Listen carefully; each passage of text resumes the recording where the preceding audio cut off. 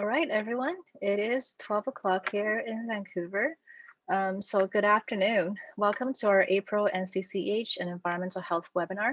My name is Tina Chen, and I'm a Knowledge Translation Scientist at the National Collaborating Center for Environmental Health. Please make sure to turn your video cameras off and put yourselves on mute throughout the webinar. Please type all communications into the chat box.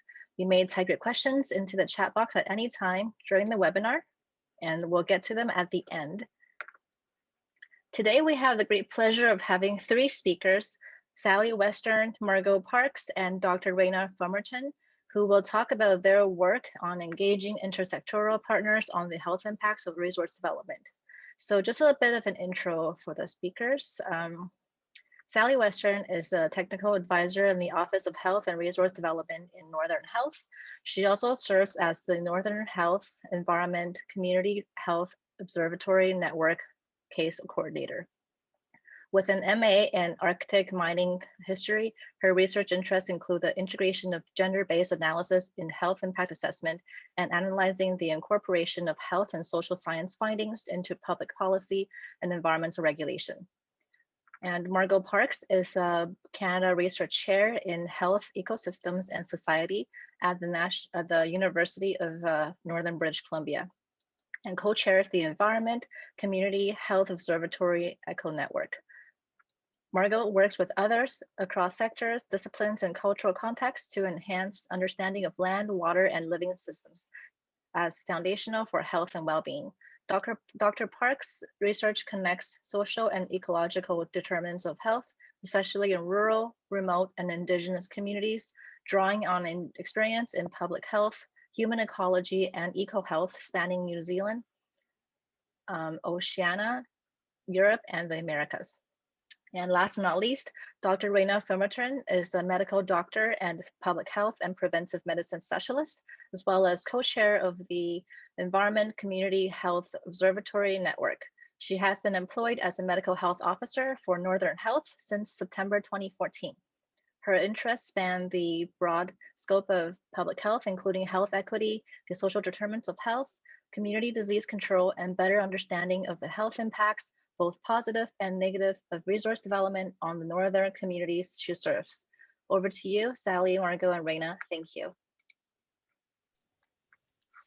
Great, thank you, Tina. Hi, everyone. And Tina sort of already gave an introduction, but I'm going to reintroduce myself and the team. Welcome to our webinar on visual tools and processes for engaging intersectoral partners on the health impacts of resource development. My name is Sally Western. I'm a technical advisor in the Office of Health and Resource Development, otherwise known as HRD, at Northern Health. And I'll be presenting today with one of our medical health officers, Dr. Raina Fumerton, as well as Margot Parks, who's an associate professor at UNBC. First, I'd also like to acknowledge that I am presenting from the traditional lands of the Daneza First Nations, otherwise known as Fort St. John, British Columbia, and Dr. Fumerton is presenting from the unceded territory of the Tsimshian people, also known as Terrace, BC. We will start today's presentation by providing a bit of background of Northern Health in Northern British Columbia and why and how Northern Health has been focusing on health and natural resource development. And we'll also introduce some of our partners that have been vital to our progress. We'll present what we have learned about intersectoral communication around these topics and delve into the process of developing and using our knowledge and knowledge translation tools to date. And finally, we will discuss where we hope to go next. One thing I should mention is that much of this presentation today is building off of a prior NCCEH environmental health seminar given by Northern Health in 2019. It's called The Paradox of Wealth and Health, Resource Development and Social Determinants of Health. So if you want more information on some of the topics we are addressing here, I highly recommend checking out their blog post and presentation. And another thing we should probably emphasize is that our presentation today on knowledge translation tools offers not so much a concrete mechanism or magic formula for intersectoral communication of complexity, but instead will provide a story of the development of these figures, as well as the discussions, discoveries, and advancements we made during the process. These KT figures are still a work in progress, and thanks to COVID-19, we have not been able to use them in all of the ways intended yet.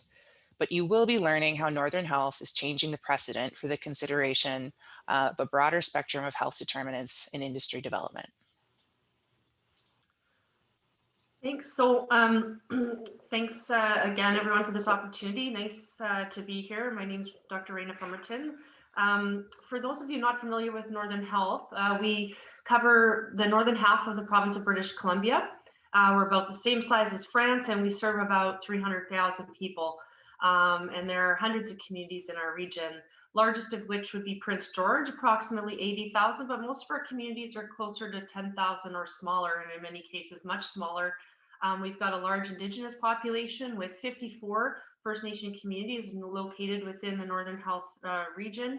And we're also characterized by servicing a very rich resource area. So in our region, there is a lot of forestry, oil and gas activity, mining, as well as hydroelectric developments. So you'll see the map on the right upper that the industrial land use changes over time. And when you compare this to where communities are located, you can see on the left, there's a lot of overlap between where industrial development is concentrated and where communities are located. A lot of our communities were founded upon, and many continue to be heavily reliant on resource industry. So it follows that the health of our communities in these areas is very much influenced by the presence or absence of industry at any given time, as well as fluctuations in the commodities market with the recurrent boom-bust cycle.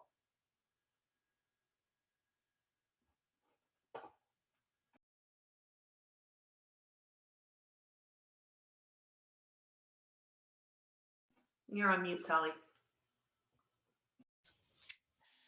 Just kidding. So I'm going to talk to you a little bit about the origin of my office, HRD, because it's key to the evolution of Northern Health's interests in intersectoral communication around complex impacts of industry. In 2014, there were a very large number of projects that were being proposed in the Northern Health region, largely due to BC's emerging liquid natural gas industry. There were also a handful of mines and a new hydroelectric project that were proposed. So at the time, Northern Health was getting a lot of questions and concerns related to these projects, and a decision was made to dedicate a small amount of resources to be able to better understand how these projects intersect with health outcomes. This gave birth to Northern Health's Office of Health and Resource Development, which consists of a small number of staff, which is myself and 2 other people, where we use our understanding of resource development interactions to influence and inform decisions related to these major industrial projects. The HRD office primarily works in 4 areas where resource development activities interact with health: environmental exposures and changes, accidents and malfunctions, impacts to our health services as a result of rapid demographic changes, and especially from the influx of large temporary workforces. And we also look at impacts to general community health, often related also to large demographic changes or economic swings. We focus on the project approval stage, from exploration and feasibility studies through to project construction, in order to be able to influence project approvals in the environmental assessment process. To the best of our knowledge, I should also mention we're not aware of there being another health authority in Canada that has dedicated an office to the role that health and resource development fills. Thanks, Sally. Yeah, and it's a very unique unique office, and we're really fortunate to have it. When our Office of Health and Resource Development started approaching health from this broader perspective in terms of with our interactions with industry, we got a lot of questions from project proponents, consultants, as well as regulators on why and how to consider these often perceived as, indirect impacts with the assessment process. And at the time we started, the health section of the environmental assessment was, and frankly still is, very much focused on the sort of linear biophysical pathways of exposure to toxin, dose response concentrations, et cetera, all of which is extremely important. But I think we kind of caught people off guard when we, as a health authority, really pushed and advocated for a much more comprehensive and broader approach. And so, you know, they wanted to know, like proponents wanted to know, well, if you want us to do this, sort of what, you know, what approach should we take? What indicators should we use? Do you have a standardized set of indicators we could borrow? What, you know, data sources? How do we collect the data?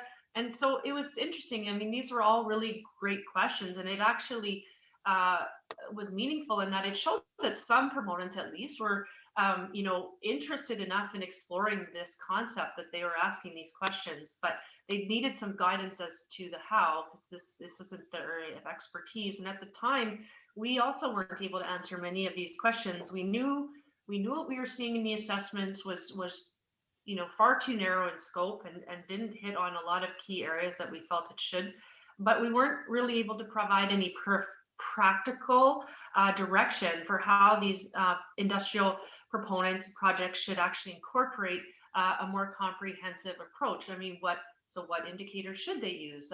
How can we help ensure that their community engagement is genuine and meaningful and produces meaningful outcomes versus just tokenism? So we went on a bit of a fact-finding mission to get a better understanding of what the impacts are and what some leading practices are for assessments. And we did this by partnering with a number of agencies and researchers. We developed a number of resources and looked at the literature, but we also looked at the lived experience of communities in the region. Some of the key impetus for further research came from early findings from a series of community engagement sessions through the First Nations Health Authority sub-regional caucus meetings in 2015. Northern Health and FNHA asked questions about resource development projects near their communities and the impacts to social, cultural, ecological, and health determinants, both positive and negative. We also asked what tools, information, and support FNHA and Northern Health could provide.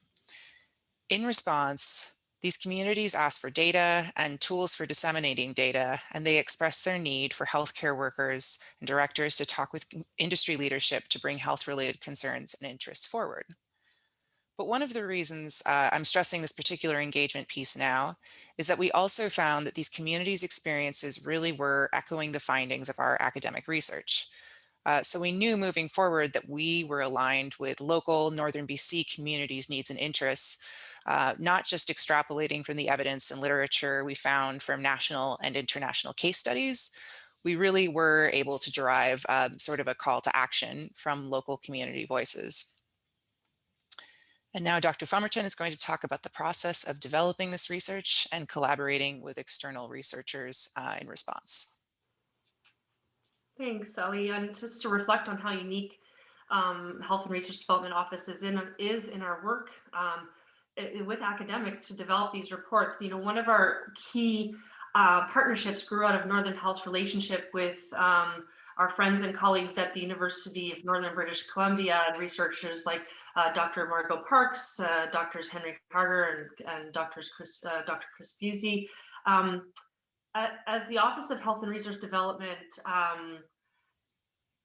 started gaining steam, we realized in order to provide evidence to support our approach, as well as to help us to continue to move things forward, we realized we really needed some data and evidence to help us in that journey. And as such, UNBC became a critical collaborator. One of our biggest mutual interests was in the community health of Northern BC and the relationship of the health of communities to extractive industries.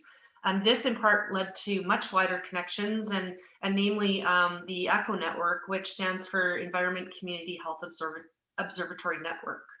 ECHO was launched in Prince George in early May 2017. It's a project that brings together university researchers and research partners across Canada and internationally with local knowledge users, of which Northern Health is one of. who've identified a need to better understand and respond to the health, environment, and community impacts of resource development, with specific emphasis on rural, remote, and Indigenous communities, which really is what our health authority encompasses. The research team is led by a steering committee of different sectors, disciplines, and communities, co-chaired by Dr. Parks and myself, although I'd like to point out that the initial Northern Health co-chair was our previous Northern Health Chief Medical Health Officer, Dr. Sandra Allison. And so she and Margot really are the brainchilds of this endeavor. And I'd also just like to recognize the significant contributions of the broader team in general. There's far too many to name in this presentation, but folks such as Diana Kutzner and many others who've been a part of this since the beginning and connecting all the different nodes of work across the country and internationally. So one of the regional cases is the Northern Health Regional case, and it's composed of representatives from Northern Health, namely the folks from the Health and Resource Development Office, UNBC, as well as other affiliate researchers. So ECHO really was and still is a key way that Northern Health has been able to collaborate with academics to find answers to questions, not that academics came up with themselves, but that we as a health authority have been actively struggling with. And these tend to be very messy types of questions and difficult and complex to sort of answer, compared to, say, some areas of research in quantitative research that are very, clean cut. The nature of this work is that, we're dealing with them on a daily basis. And I don't need to tell you all of this, but, this is so complex. I mean, examples such as the opioid crisis, the global COVID-19 pandemic, issues like climate change, poverty, gender inequities, and the influence of resource development on the health and well-being of communities. Like each of these is so extremely complex just on their own, but as they overlap in space and time, we introduce even more complexity and interactions to consider. And so we're very grateful to have a fearless team at ECHO and academic researchers that aren't scared of these types of difficult, complex, messy issues. And it's really helping to bring the lens and approach of academic research and public health practice together. For these complex intersectoral issues, there's no clean algorithm, to determine best practice or to come up with innovative solutions. And it takes a tremendous amount of collaborative effort even to begin unraveling some of these challenges. So again, it's just been great having ECHO Network embarking on this complementary research around some of the, frankly, bread and butter issues that I face day to day in my public health practice, and also to help each other learn how to best communicate these challenges to communities, to regulators, to policymakers.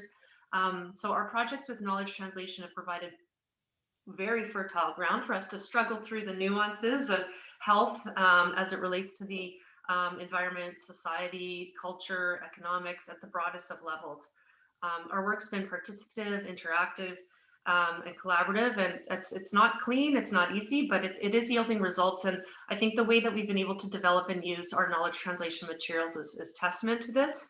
And I'm going to pass over to Dr. Margot Parks, who many of you probably know, just to take 2 to 3 minutes to say a few words from her perspective as an academic in this work. And as I understand, Margot has to leave partway through this presentation, but we're really grateful that she was able to say a few words to this area. Thanks, Margot.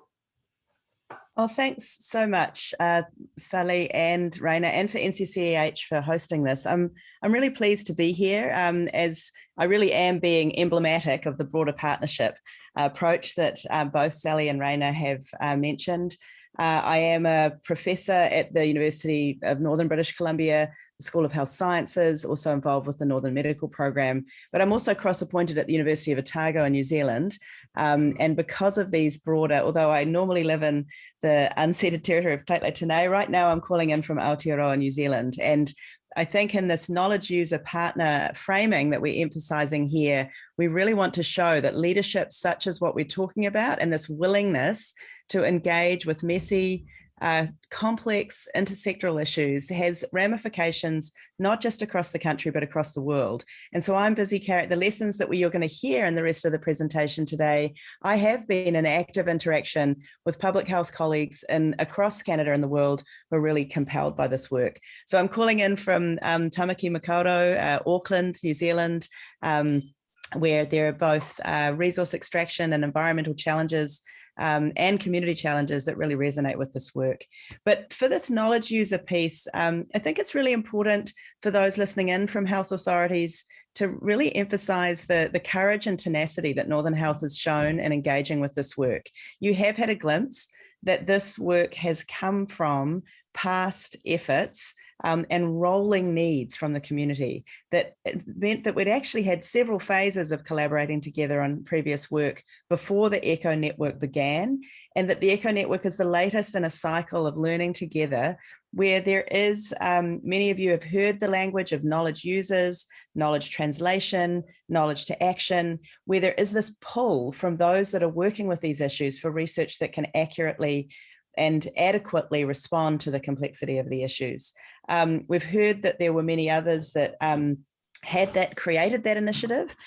Sandra Allison, when she established was the impetus to establish the office and do the groundwork, really was responding to an unfilled need. And in our public health practice, as is emblematic from the NCCs, we have all these overlapping worlds that sometimes we hold separate. And one of the things that this work and knowledge users know is that environmental issues are not separate from social issues. They're not separate from equity issues, and environmental and ecological concerns really are at the core of many people's lived experience, where what's changing in the physical environment in terms of resource extraction is also creating social equity and social justice issues that need to be talked about at the same time.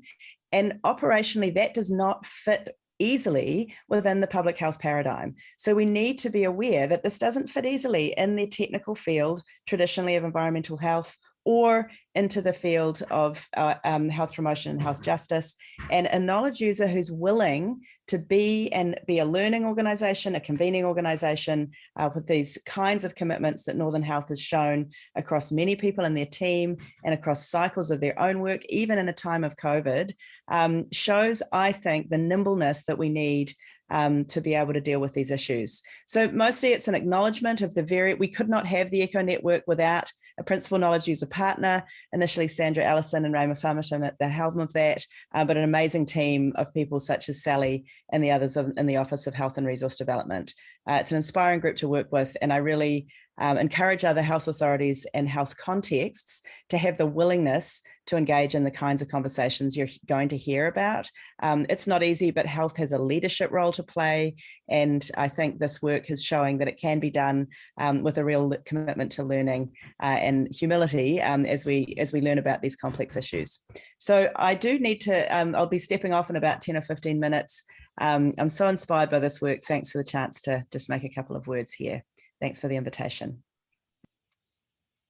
Thanks so much, Margot. Always great to hear from some wisdom from you and to get your perspective. And thanks again for that and for joining us today. Before we discuss some of our initial knowledge translation challenges, I'm just going to give you a quick look over the types of impact that Northern Health and our ECHO partners have found to date. In general, the body of evidence identified cumulative social impacts occurring across rural and remote Canada, as well as around the world, that are contributing to health inequities. There are a wide variety of pathways by which, as you're very well aware, that socioeconomic, ecological, cultural determinants of health can be impacted. And these can be very direct and obvious, but also can be very complex and indirect, which we'll go into more later in the presentation. The impacts can also be both positive and negative, and often concurrently. And also importantly, the impacts are not experienced uniformly by different populations. So individuals and communities made up of these individuals are affected in very diverse ways. So there's no, one size fits all approach or one size fits all, list of indicators either. So this means, we found a wide range of impacts, social impacts that were, to be honest, quite difficult to categorize because they were so interconnected. But in the spirit of not letting the perfect be the enemy of the good, we did our best to theme them into 15 categories. And you can see the examples of the categories on your screen. I'm not going to read through them all, but things like employment, income, and inequities, important connections to the land and water, gender relations, and gender-related impacts. So as Sally mentioned earlier in the presentation, these impacts really actually do also, reflect the stories and concerns that are being raised every day by communities across northern British Columbia. Our research and lit reviews over the past years also identified a lot of key leading practices for assessing and monitoring that you can see on the slide here. Just to name a few, this would include incorporating local and traditional knowledge, attentiveness to equity dynamics, OCAP principles, and considering both Indigenous and human rights. A lot of these, you might notice, are ways of both having thorough and consistent methods and checklists for impact assessment, but at the same time also engaging with individual communities and gathering enough data in an ethical and conscientious way so that interests and conditions specific to that community can be considered rather than assuming their interests generically. We were thinking about how to best present our findings to two different audiences. The first audience was Northern communities, not so much the general public, but decision makers in communities, both Indigenous and non. This would include elected representatives, band offices, land office, and planning departments. The second audience has been agency and industry decision makers, such as the Environmental Assessment Office, people in provincial and federal ministries, people in industry who are championing a broader spectrum of community health related issues. But introducing this new information to policymakers and regulators has some serious challenges. We were asking or suggesting that things be done very differently. Around the time we reviewed best practices in assessing and monitoring, we also did a review of EA documents from selected major projects in the Northern Health region. And it became pretty clear that there were significant gaps in the impact review process, both in the way that impact assessments were conducted and also in the way that they gathered information. Even though Canada and BC were both leaders in impact assessment in the 1990s. In EA documents, we found considerable variability in content, limited transparency and clarity, strong reliance on desktop reviews, and strong reliance on quantitative publicly available data. Regulators and proponents were typically thinking about these in a pretty simplified way. In other words, environmental assessments in particular devoted thousands of pages to ecological and geotechnical data, but a small fraction of pages to community and environmental health considerations. So we really had to work to think about how we were going to illustrate this new information and change an approach. As we moved through policy discussions and various external presentations, we experimented with different ways of using graphics to summarize a lot of different data sources and the information that we've come across. Again, as we're trying to show that resource development and extraction can result in a wide variety of impacts to environmental, social, cultural, and economic determinants of health, which then interact in complex ways to shape health outcomes. So the main question we were coming up against was how could we create something that was accurate in illustrating complexity, but not be so complex as to be inaccessible to a non-expert audience. So here are some earlier versions of our knowledge translation diagrams from about 2015 to 2019. This first diagram that you see on the screen is it's a pretty dated image that we had originally adapted from the Canadian Medical Association from their 2013 publication, What Makes Canadians Sick. We used to use this for audiences with no public health background, and it just works simply just to demonstrate the basic idea of health determinants. With this second diagram, this was not something that we ever were intending to use or did use in presentations, but we were just beginning to experiment with ways of illustrating complex connections between health determinants and health outcomes. Then we started working more with designs like this flowchart. This one worked to some extent, but its reliance on only a specific set of examples was ultimately too simplistic for wide use. It also shows value judgments with terms like problematic substance use.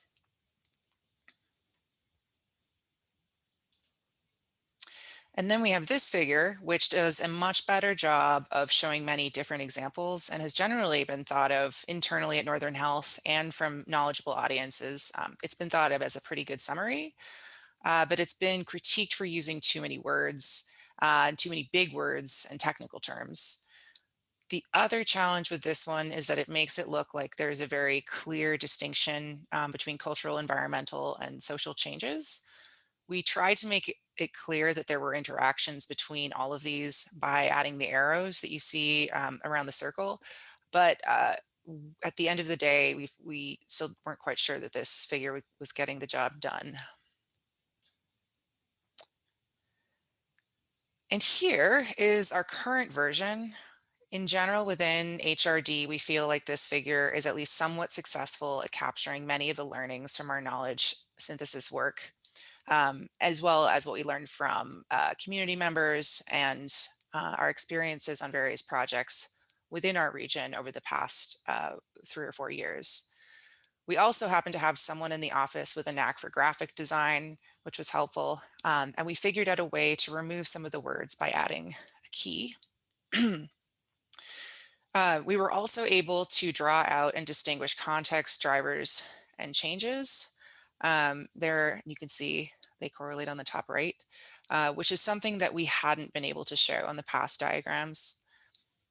So this is our current best attempt at trying to simplify what we've learned, but again, very messy and complex. To demonstrate a little about how this figure works, I'm just going to give you an example of thinking about both direct and indirect impacts. So if you think of the example of air quality, a direct example would be that a change in air quality from, say, diesel generators and road dust at a local quarry, this could result in acute respiratory effects from an increase in air particulates in a nearby community. Relatively simple to understand. On the other hand, if you're considering the same example with air quality, a more indirect chain of interactions considers an increase in air particulates, followed by metals deposition and bioaccumulation into plants, which then results in decreased quality and quantity of country foods, which then results in loss of cultural harvesting practices and increased sedentary behavior, which then results in mental health and risk of chronic illness. In the latter outcomes, you can see how the cultural determinants, as well as ecological determinants within the social and cultural context of a First Nations community, were affected by a driver. In this case, the driver is a nearby mine, as well as air particulates. These kinds of impacts are usually more difficult to trace to an individual project. So thinking again about our findings on the best practices of impact assessment, we also had to go through several versions of figures to start getting a better handle on ways to convey these ideas. Early versions of design, like this one here, we're trying to simplify and demonstrate these leading principles and practices. You can see that we were using illustrations still to convey some of these, which we, in our most recent iteration, have replaced. We ended up having a second wheel instead around the best practices to show our leading principles. And just to give you, it's kind of a long-winded example, but an accurate one of how this image works. If you take one leading principle, inclusivity, transparency, and trust, which means a proponent must be willing to share the methods and process by which conclusions are drawn in their EA application, and must also prioritize mutually beneficial relationships with communities as the EA is conducted. If you combine that with the best practice of ongoing evaluation, it means ultimately as a standard that proponents should begin monitoring prior to construction and continue throughout closure and post-closure phases consistently, not just at a couple of different points. And the proponent should also conduct frequent consultations throughout the EA process and maintain regular communication with communities and stakeholders. Their findings should be used when updating methods and scope of evaluation to verify assumptions and reflect conditions and emerging practices. And one note on the initial creation process, we didn't want the sort of divides in the outer circle to line up perfectly with the inner circle. Just trying to convey that sort of these are all hopefully sort of you could combine the best practices with any of the leading principles on the outer side.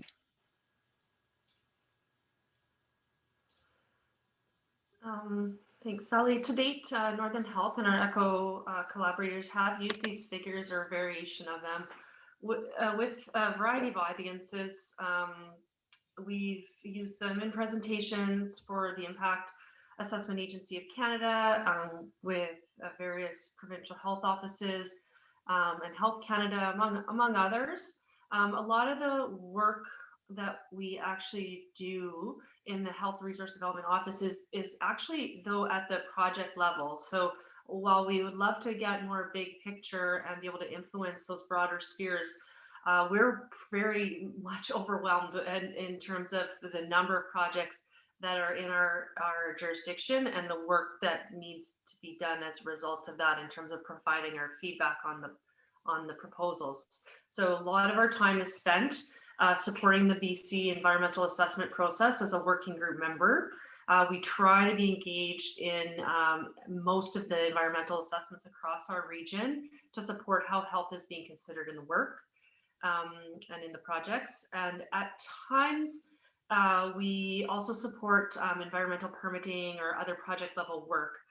We try to bring in these learnings to help inform the comments that we make.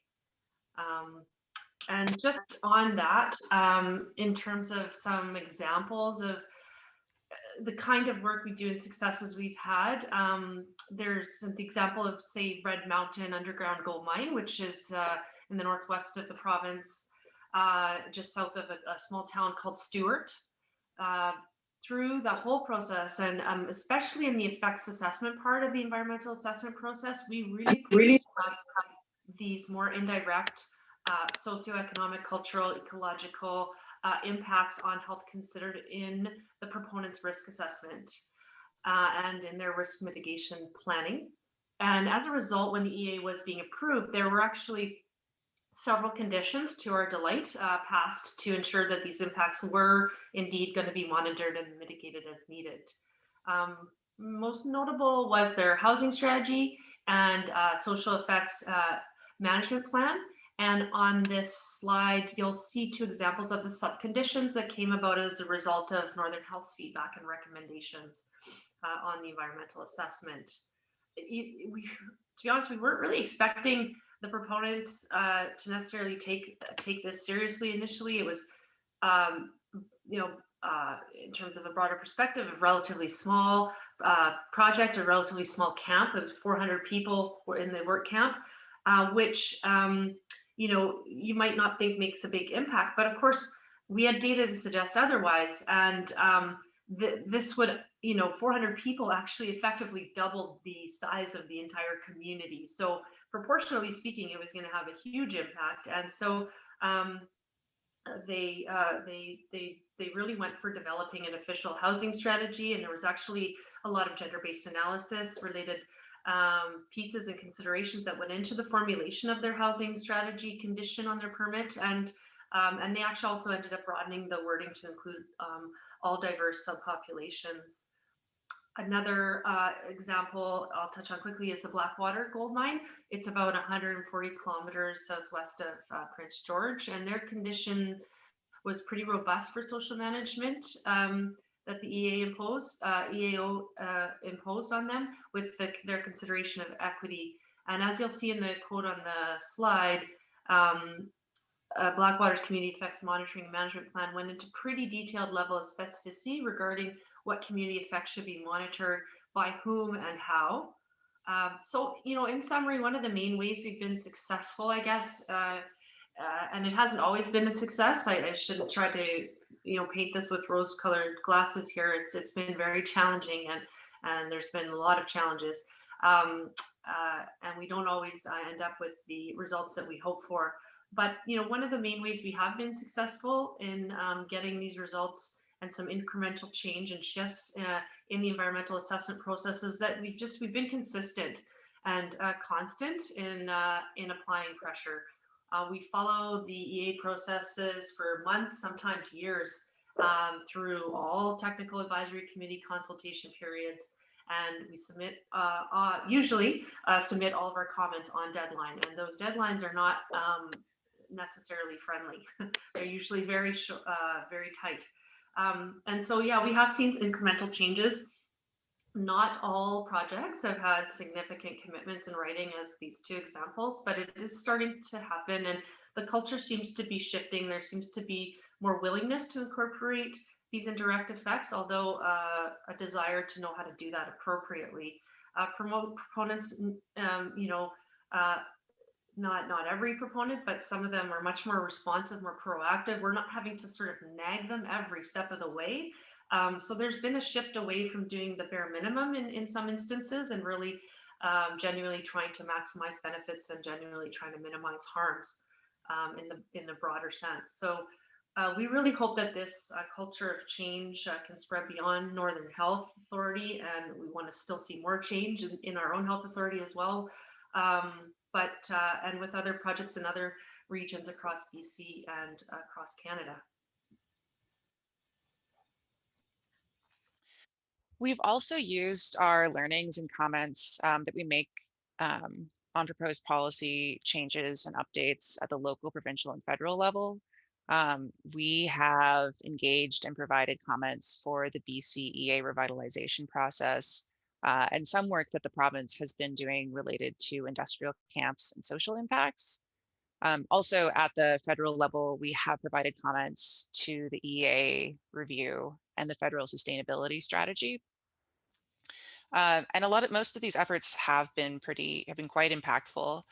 While participating in the provincial EA revitalization process and the federal EA review, we were definitely, we were not the only ones doing that. We were just one of many other voices and organizations that participated, but the combined efforts were successful. We are fortunate now to be working at a time when we have new impact assessment acts, both in British Columbia and at the federal level. And it is now mandated by law that many of these more complex impacts be incorporated into impact assessment in BC and Canada. Thanks. And just before we conclude, I just want to reconnect again the work of Northern Health and the Health Resource Development Office back to the ECHO network. This network's been key to the broader spectrum of findings and the knowledge building around complex interactions and community health effects from resource industry that we've been talking about today.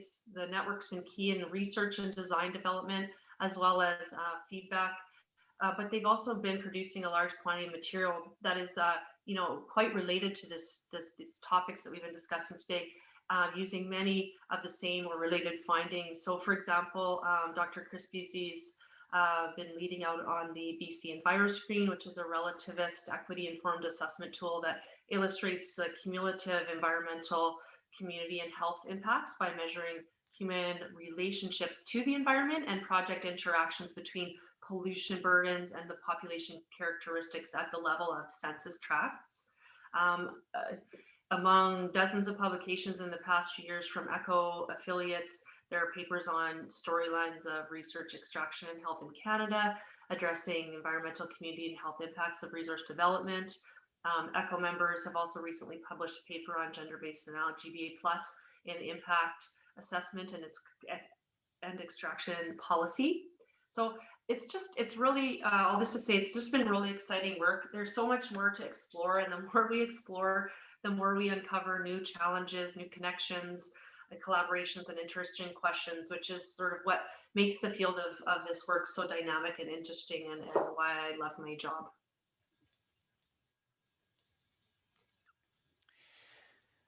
So our next concrete step with knowledge translation is going to be bringing these figures back to communities and community leaders for feedback, and to also do feedback sessions with regulators and industries to make sure that it works for sort of both of those parties. Unfortunately for ECHO and Northern Health, with our knowledge translation project, 2020 was supposed to be the year that we really moved forward with community engagement. So COVID has significantly slowed us down and eaten up a lot of capacity for forward movement there, as well as engaging with proponents and EAO for feedback. Nonetheless, as we move forward in 2021, we want to incorporate these figures into presentations and literature to engage around complex community health interactions with resource development projects. The first thing that we will need to do is a feedback session with communities to understand if these figures work for them. The hope for the long term is that this information and KT tools, with these tools, communities can also more effectively and efficiently engage with industrial proponents and regulators as they adapt these tools to their own needs and interests. So these figures aren't really done. They will likely need to be adjusted for different audiences, at the very least simplified for some, especially if we want to use these in brochures. We need to get them to a point where they can stand on their own without additional explanation, as in a presentation. In the scope of Northern Health's larger aims with research, KT, and intersectoral communication, we also continue to connect with regulators and policymakers around all of these, the determinants of health. Though we have had significant successes and experiences, and we do experience much less resistance, we still have a lot of work to do, as Dr. Fremerson said, with getting consistent responses from industrial proponents. And we still need to keep pushing for improved implementation from regulators. Ultimately, some of the most change stems from regulatory requirements and particularly from implementation. So it is equally important to get buy-in and feedback from regulators and industry leaders. As we conclude this presentation, we really want also to open up the discussion to questions from the audience. What do you think of our KT figures? What would you change? What makes sense for your organization, or what do you think would work presenting to a community or in discussions with regulators and industry where you are? So hopefully you can let us know a little bit in the Q&A period. Thanks so much for listening to our presentation. Thank you so much for the excellent presentation. So we'll move on to the question and answer period.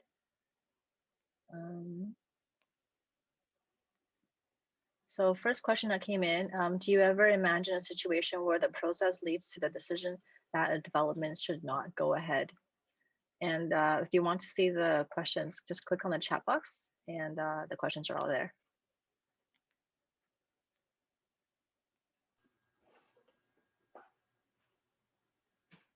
I can start and maybe Sally, you can add. I would say that, you know, there's in every sort of project, there have been areas where we've really pushed hard around improvements that we want to see, that, you know, things that we feel have very much fallen short.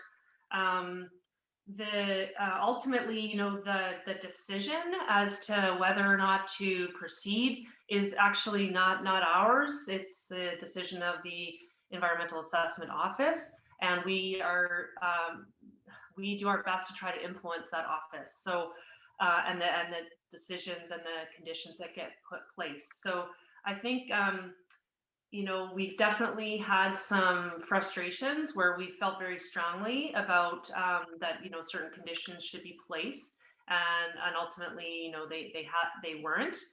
We've also had some successes where we've pushed hard and they did adapt and then take our feedback seriously and incorporate that into the permitting process. But yeah, I'd say absolutely, we've had scenarios where we've made what we felt to be very clear and very strong recommendations that didn't necessarily end up resulting in any teeth. So Sally, if you want to expand on that further. I'm actually having some trouble accessing the chat box. Could you, just so I get the phrasing, could you reread the question for me, please? Yeah, of course. Do you ever imagine a situation where the process leads to the decision that a development should not go ahead? Oh, my apologies. I didn't hear. I also didn't hear the question quite properly the first time. Sorry, Sally. I'll just say a couple more things. And I mean, absolutely. Like ideally, I think if a comprehensive sort of health impact assessment, were instituted, and that we actually had the provincial and federal sort of policy, regulation, as well as the skill set of skilled individuals who can actually do the work of sort of health impact assessment, do it properly, do it well, and do it comprehensively, then I think absolutely there would be scenarios where at the end of the day, the recommendation would be to not go ahead. And I think having a more comprehensive approach, I mean, I don't have a kind of crystal ball, but I would suggest that when additional sort of factors are taken into consideration and considered equally, if not more importantly, than say some of those, biophysical trajectories, which I'm not saying aren't extremely important, but all that to say is that I would anticipate that there would be, increased pause taken on certain industrial projects, and if the decision was made to halt the project altogether, at the very least there would be multiple conditions on the permit to mitigate some of the risks that are identified in the assessment. Go ahead, Sally. Yeah, I don't have a whole lot to add on top of what Dr. Fumerton just said, but I think yeah, I think that there are pieces, there are ways of sort of mitigating certain projects through methods such as conditions, where if those, making sure that they are, again, fully implemented, not just written, but the more detailed steps we see in a condition in an EA, the more hope we have that the sort of follow through and end results are going to be closer to sort of what our recommendations would be. But that's all I can add to that question for now. Okay, thanks, Sally. Well, actually, if you stop sharing your screen, you should be able to see the chat window. So next question. So next question is the ECHO network sustainability funded? The ECHO network is funded. It was a 5-year CIHR grant, so it was funded for 5 years, and that funding is coming to a close, and we're currently endeavoring to work on other sort of applications to continue to further the work, because there's certainly more work to be done beyond the funding timelines, and it may not be called the ECHO network anymore, but where there's a keen interest for all the partners involved to continue this line of work in whatever sort of iteration it evolves into. So yeah. Okay, great, thank you. Next question, have these tools been piloted elsewhere in Canada? Not that I'm aware of. Sally, do you have anything to add? I could be wrong on that.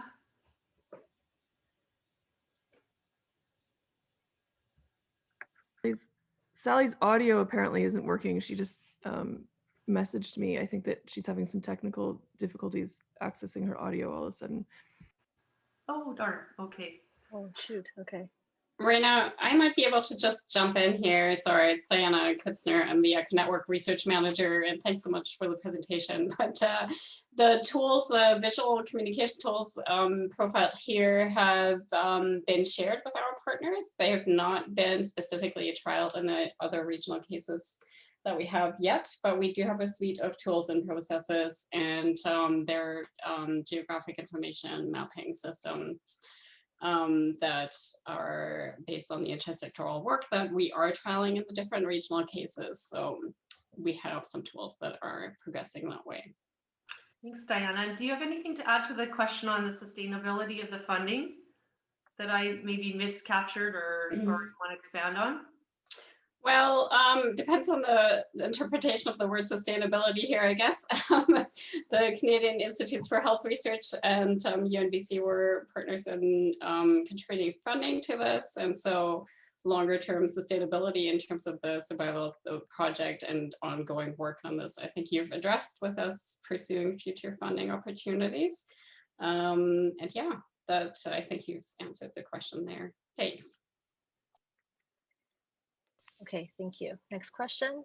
Does this work focus only on the traditional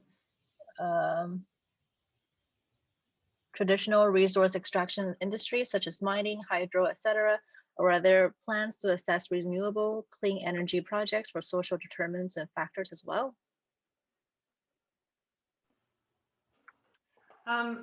Currently, the projects in the north, I see these. I would be hopeful that these tools and plans to be broadly applicable as to renewable clean energy projects as well.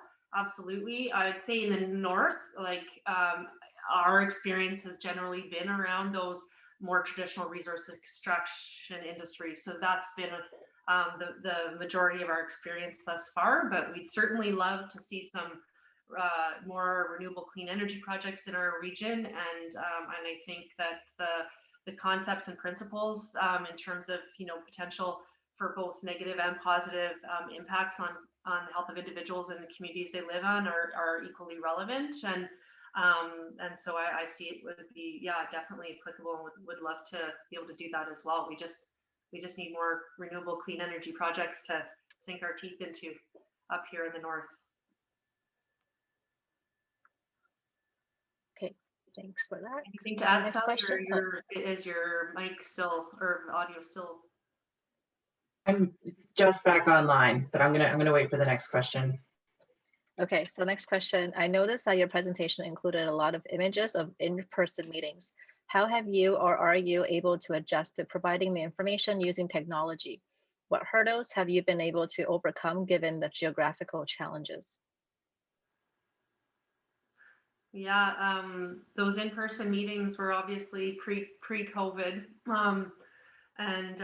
yeah, we definitely made a concerted effort in pre-COVID times to come together as a group at least once a year with all of the members of the project across the country, and we would meet. We'd usually switch it up every year in terms of which province or area we would unite in. Since COVID, obviously that's all come to a halt, and even pre-COVID, because once a year is great, but the rest of the time we really have relied on technology and platforms like Zoom to stay connected and to continue to meet regularly and share information and share updates on the work that we're doing, both within the ECHO project and outside of it, but relevant to the ECHO network work. Yeah, we've definitely been able to overcome some of those geographical challenges and issues by using technology. I don't think we could have been able to pursue an endeavor like this 20, 30 years ago, but so quite grateful for the ability and flexibility that technology has allowed us. Okay, thank you. Anything else to add?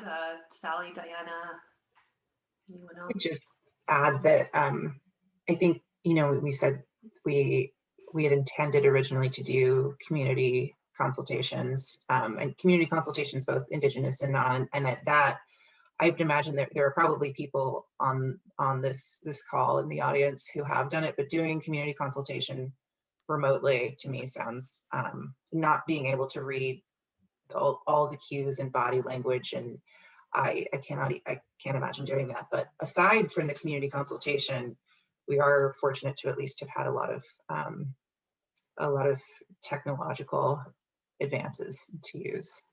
We've kind of patched through okay from my perspective, but I also have only been here for a year, so.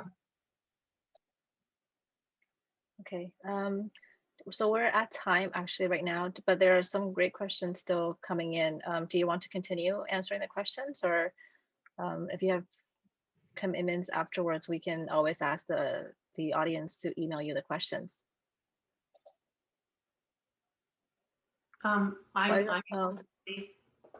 Okay, why don't we take maybe 2 more minutes?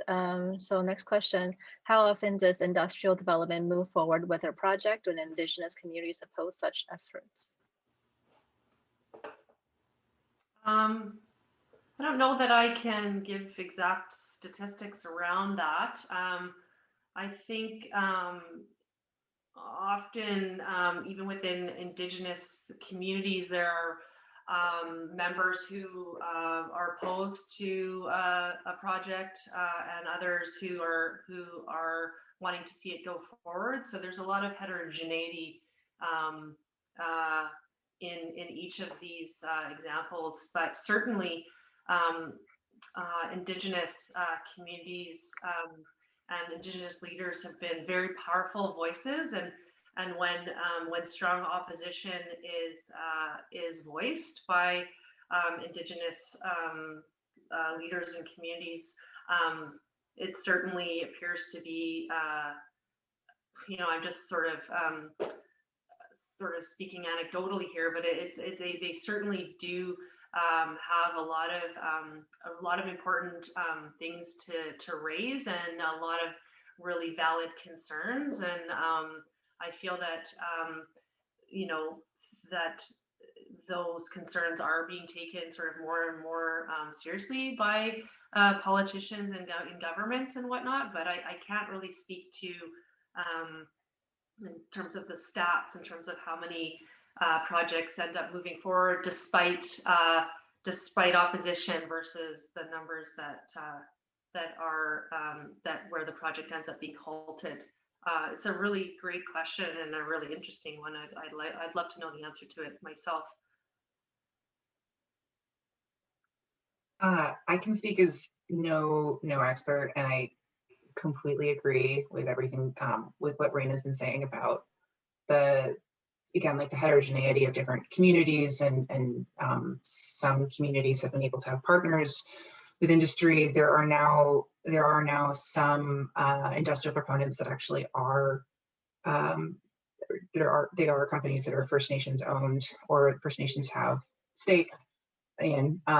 That said, yeah, I mean, it seems there's been a lot of variability. First Nations voices are getting much more attention, and there are much more regulatory mechanisms for consultation now.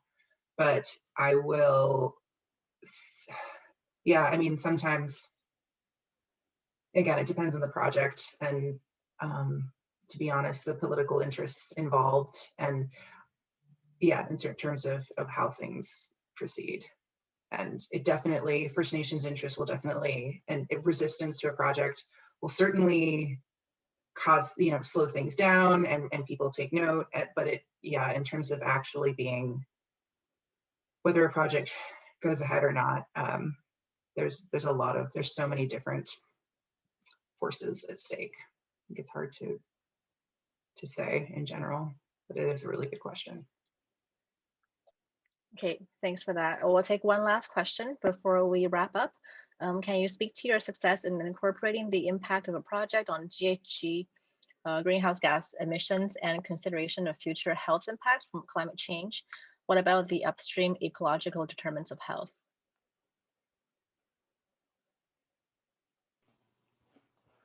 Thanks. And I know Melissa Alhus is and Barb Oker are also in the meeting here in this forum, and they also had a lot of experience, previous staff in the Office of Health and Resource Development, and we're intimately involved, as Sally is now as well, in terms of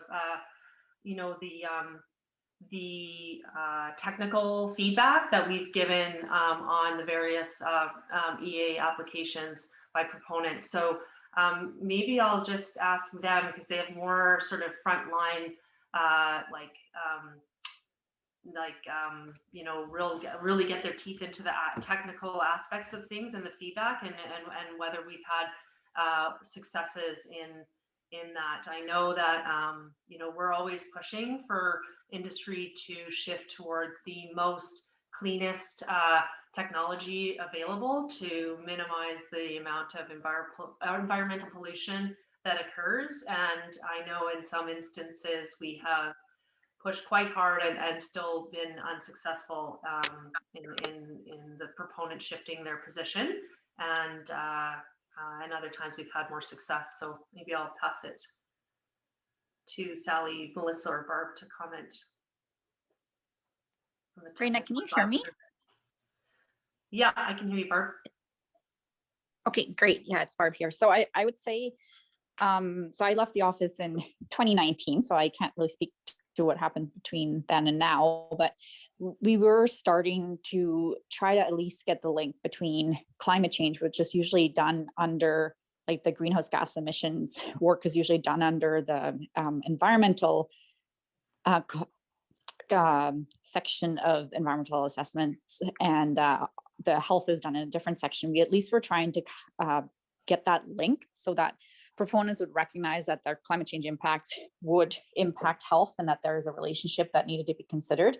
Again, it's a really difficult one because a lot of the impacts to health are very indirect. Not saying that they're not very important, they're very, very important, but hard to measure. And really the focus is on reducing the greenhouse gas to begin with. And so a lot of that is taken, the kind of heavy lifting of that work in EAs is done by the Ministry of Environment on those assessments. But for us, it was really about getting them to recognize that there was a link in that. And so I know there's a long ways to go. And we were kind of exploring that to try to improve of how we put in greenhouse climate change messaging and information into those assessments. But, again, it is a work in progress, I would say.